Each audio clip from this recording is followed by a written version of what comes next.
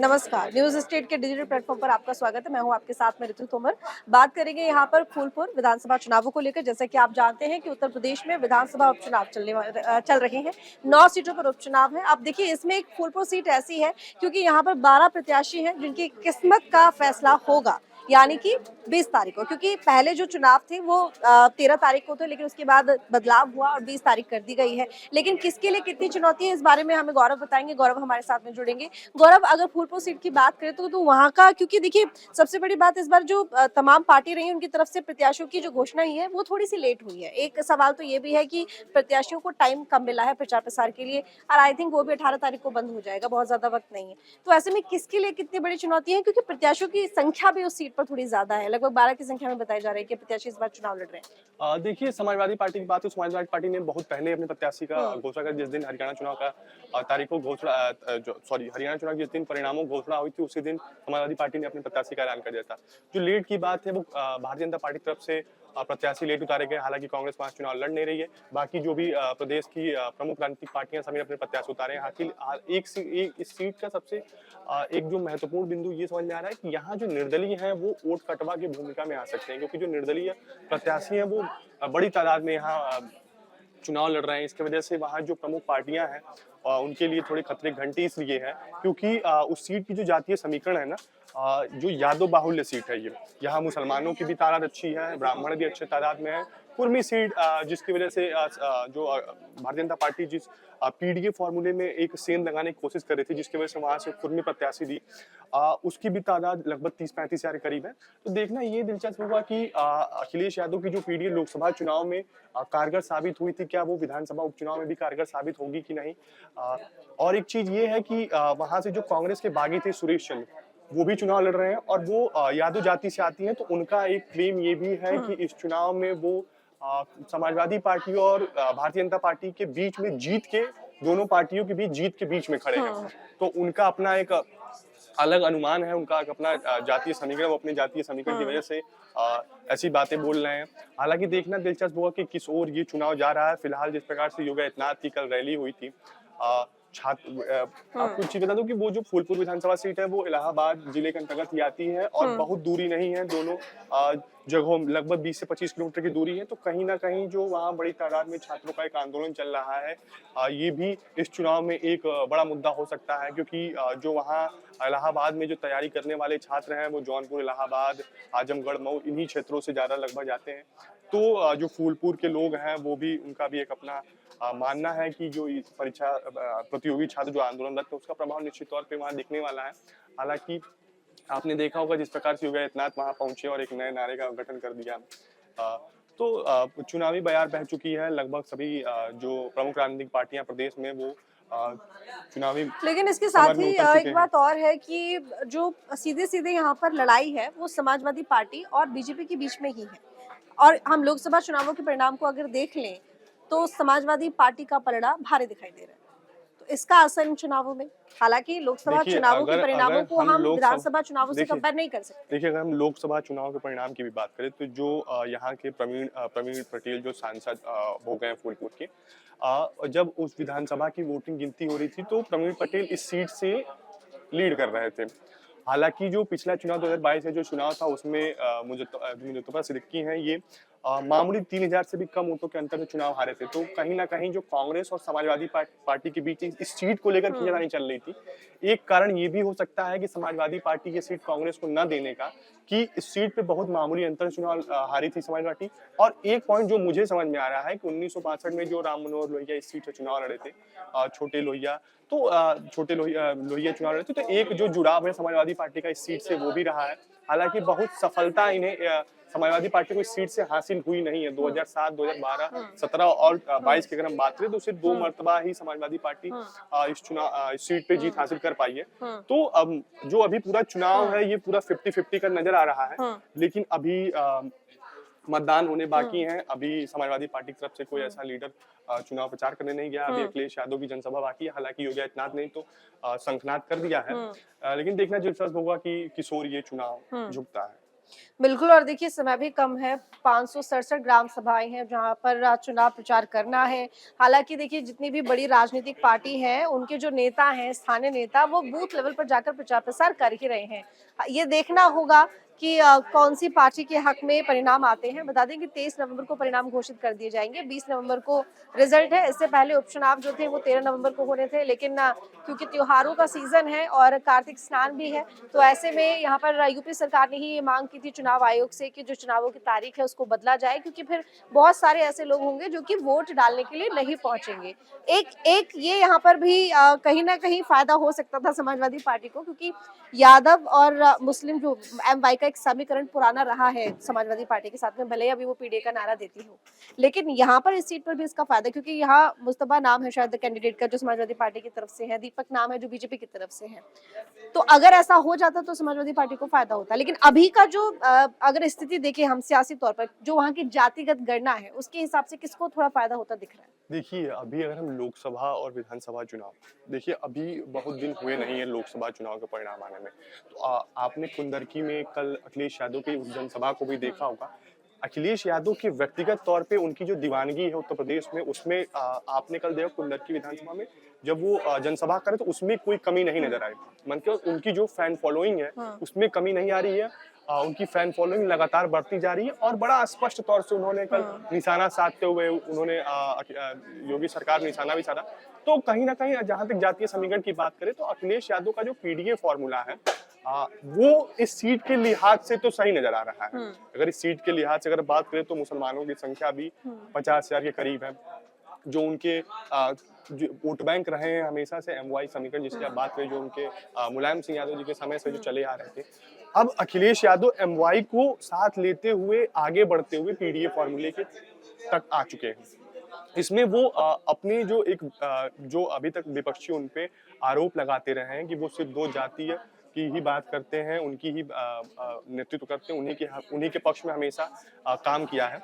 तो इससे आगे बढ़ते हुए समाजवादी पार्टी ने अपने विस्तार करते हुए अपने संगठन को भी बढ़ाया है और एक तरीके से आपने देखा होगा कि जो चुनाव में चाहे लोकसभा की बात करें या इस उपचुनाव की बात करें, तो इन दोनों में जब प्रत्याशियों का चयन हुआ होगा, जब टिकट बंटवारा हुआ, तो उसमें भी आपको वो पीडीए का फॉर्मूला नजर आया। तो कहीं ना कहीं निश्चित तौर पे अगर हम देखें तो अखिलेश यादव का ये जो पीडीए फॉर्मूला है, फिलहाल मनोवैज्ञानिक तौर पे देखें तो अखिलेश यादव बढ़त बनाए हुए हैं। लेकिन चुनाव है, चुनाव में कुछ भी हो सकता है, समीकरण बनते बिगड़ते हैं, अभी नेता आने बाकी हैं। तो देखना दिलचस्प होगा कि किसकी ओर ये चुनाव झुकता है। बिल्कुल, ये देखना होगा कि किसकी ओर ये चुनाव झुकता है। अब क्योंकि जैसे कि मैं बार-बार ये बात आपसे बोल रही हूँ यहाँ पर, क्योंकि समय कम है और यहाँ पर जितने भी प्रत्याशी इस चुनाव में उतर रहे हैं, उनको ये समझना होगा कि आखिर जो यहाँ पर जनता है, उसका मूड क्या है, उसका मिजाज है क्या?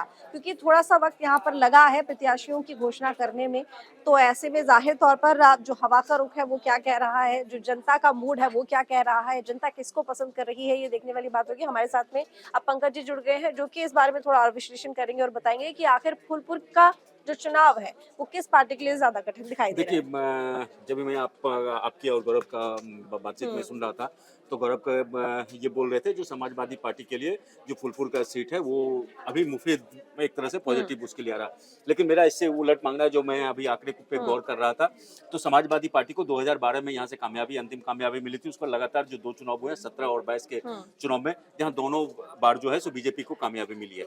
तो समाजवादी पार्टी का यहाँ जो माई इक्वेशन है, यादव और मुस्लिम इक्वेशन पे समाजवादी पार्टी इस बार भी जोर दे रही है। लेकिन बीजेपी का जो अन्य जो है पटेल और अन्य समुदाय जो है सो बीजेपी उस पे फोकस कर रही है। और मुझे लग रहा है जो जिस तरह से केशव प्रसाद मौर्य इस सीट को लेके एग्रेसिव है और लगातार दौरा कर रहे हैं, वहाँ का जो प्रयागराज का जो एक समस्याएं वहाँ की है उसको कर रहे हैं। हाँ, बीजेपी के साथ एक दिक्कत ये अभी तत्काल दिक्कत आया है, जो युवाओं का जो अभी प्रदर्शन हो रहा है नौकरी को लेके, जो 2 पार्टियों में जो पीसीसीएस और इसका एग्जाम किया है, तो उस वजह से हो सकता है थोड़ा इसका निगेटिव इम्पैक्ट जाए। लेकिन उसके साथ ही पॉजिटिव इम्पैक्ट ये है जो अभी फुलपुर और प्रयागराज के आसपास इतने डेवलपमेंट के कुंभ मेले को लेके हो रहा है और इस तरह से मतलब भगवाकरण इस तरह से हो रहा है, जो इसका इम्पैक्ट है पॉजिटिव इम्पैक्ट जो बीजेपी के वोटर्स हैं उन पे, जो कोर वोटर्स हैं उन पे उसका असर पड़ेगा। और बीजेपी के लिए मुझे लग रहा है जो थोड़ा सा अपर हैंड समाजवादी पार्टी के, क्योंकि यहाँ पे जो समाजवादी पार्टी का पीडीए फॉर्मूला है उसमें भी बीजेपी ने लेकिन देखिए एक बात और है, क्योंकि अगर हम यहाँ के जाति समीकरण की बात करें तो जाति समीकरण में हम कहीं ना कहीं देख रहे हैं कि जो पटेल जाति के जो लोग हैं वो निर्णायक भूमिका में है, मुस्लिम और यादव जाति के जो लोग हैं वो निर्णायक भूमिका में है। एक तरफ एक पोस्टर वॉर चल रहा है, एक नारा है मुख्यमंत्री योगी आदित्यनाथ ने दिया था हरियाणा के विधानसभा चुनाव में कि बटेंगे तो कटेंगे, वहीं प्रधानमंत्री मोदी ने उसका विस्तार रूप कि एक रहेंगे तो सेफ रहेंगे, और ये हर प्रचार प्रसार में मुख्यमंत्री योगी आदित्यनाथ हो या उनके कोई अन्य नेता हो या प्रधानमंत्री मोदी हो, उनसे सुनने को मिल रहा है। उन्होंने इस पॉइंट को पकड़ लिया है कि लोगों को ये बताना है कि आपको बंटना नहीं है। लेकिन समाजवादी पार्टी की तरफ से भी उस पर पलटवार करते हुए कि हम यहाँ पर सबको साथ लेकर चल रहे हैं, कोई भी यहाँ पर किसी भी तरह से साथ है तो हाँ सेफ है। साथ है तो सेफ है, इस तरह की बातें, मतलब कि हम सभी ये चाहते हैं कि आप एक रहें। तो क्या इसका असर भी यहाँ पर देखने को देखिए मिलेगा? निश्चित रूप से इन बातों का असर होता है, और इसी कारण आप देखिएगा जो सबसे पहले सीएम योगी ने इस मुद्दे को उठाई, इसमें ये स्लोगन दिया, उसके बाद प्रधानमंत्री मोदी इस पे आए, उसके बाद से फिर आपको बीजेपी ये संघ के तरफ से भी एक तरह से इस पे मुहर लगा, और लगातार जो बीजेपी का जो काम करने का तरीका है, और ये बीजेपी जो इस चुनाव में या फिर अन्य चुनाव जो हो रहा है, लोकसभा चुनाव में बीजेपी को ये लगा जो वो हिंदुत्व के अलावा अन्य मुद्दों पे बीजेपी ज्यादा आक्रामक थी और उस पे वोट की भी अपील कर रही थी। लेकिन बीजेपी को अब लग रहा है जो सिर्फ हिंदुत्व का मुद्दा है, अगर हम हिंदुत्व के मुद्दे पे करेंगे, अगर सारे हिंदू अगर कास्ट वाइज ना बटे तो उनको ज्यादा इसका फायदा हो सकता है। तो इसलिए मुझे लगता है जो ये लोग इस पे फोकस कर रहे हैं, जो एक रहो, सब सेफ रहो, सब बाहर निकलो, वोट करो। इसलिए आप देखिए ये जो सीएम योगी का ये मसला है, बीजेपी के हर कार्यकर्ता को पन्ना प्रमुख तक से लगातार ये लोग मुलाकात कर हालांकि रहे हैं, देखिए बड़े बीजेपी नेता, की मेहनत और को हम उनको जानते हैं, जैसे ये चुनाव की घोषणा होती है उससे पहले से ही, महीनों पहले से ही बीजेपी की अपनी तैयारियां शुरू हो जाती हैं, वो पन्ना प्रमुख तक जाती है लोगों से संपर्क करने के लिए, अपने आप को मजबूत करने के लिए। लेकिन एक बात यहाँ पर ये भी है कि क्योंकि हमने देखा है लोकसभा चुनावों में क्या हुआ है, पीडीए फॉर्मूला लोगों को पसंद आया है, लेकिन वही बीजेपी ने भी अपनी जो यहाँ पर रणनीति थी उसमें बदलाव किया है। मुख्यमंत्री योगी आदित्यनाथ खुद कमान संभाले हुए हैं, हर सीट पर खुद नजर रखे हुए हैं। तो ऐसे में क्या लोकसभा चुनावों के हिसाब से अगर हम देखें तो फूलपुर सीट पे जाहिर तौर पर समाजवादी पार्टी मजबूत नजर आती है, लेकिन विधानसभा चुनावों में क्योंकि बिल्कुल अलग हमने देखे हैं रिजल्ट, हर कई बार ऐसा हो चुका है, तो ऐसे में क्या हो सकता है फूलपुर सीट में कुछ बदलाव हो जाए या फिर वही? फूलपुर से देखिए अब चुनाव में जो 24 घंटे में हवा बदलती है ऐसा माना जाता है, लेकिन जो अभी चूंकि ये उपचुनाव है, उपचुनाव में जिस तरह से सीएम योगी और बीजेपी की पूरी टीम जिस तरह से लोकसभा चुनाव के दौरान उत्तर प्रदेश में पार्टी से कुछ गलतियां हुई थी, जो चीजें नहीं हो पाई थी, तो उसको जो खामियां रह गई थी उसको दूर करने के लिए पार्टी लगातार जिस दिन से लोकसभा चुनाव वहाँ के वोटर की प्रवृत्ति कैसी है?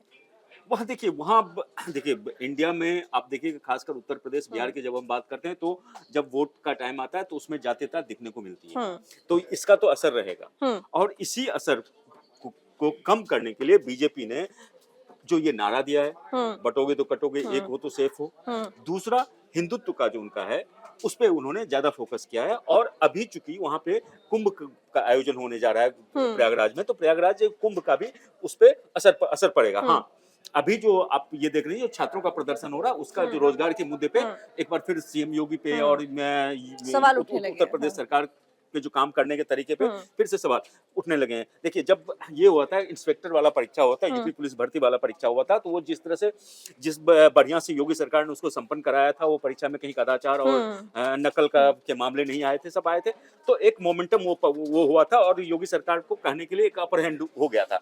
लेकिन वो जो मोमेंटम रहा, वो जो गेन योगी सरकार को हुआ उस समय मिला था, मुझे लग रहा है जो यूपी भर्ती परीक्षा ये पीसीसीएस परीक्षा में जो 2 पाली वाला जो पेपर करके जिस तरह से छात्र विरोध कर रहे हैं, तो उसका एक इम्पैक्ट जरूर उसको दिखेगा। जो वो समय जो योगी सरकार ने जो अपर एज लिया था, वो एज मुझे लग रहा है जो कम हो रहा है। बिल्कुल, तो देखिए आपने जाना आखिर फूलपुर की सियासत में क्या कुछ चल रहा है, कौन सी पार्टी कितनी तैयारी कर रही है और आखिर किस पार्टी का यहाँ पर पलड़ा ज्यादा भारी नजर आ रहा है। हालांकि अभी तो वक्त बताएगा कि कौन सी पार्टी बाजी मारेगी फूलपुर सीट पर। फिलहाल जानकारी आपको कैसे लगी कमेंट करके जरूर बताइएगा, लाइक कीजिएगा, शेयर कीजिएगा, फॉलो करना मत भूलिएगा। धन्यवाद। न्यूज नेशन अब व्हाट्सएप पर खबरों के ताजा अपडेट के लिए न्यूज नेशन के इस QR कोड को स्कैन करें।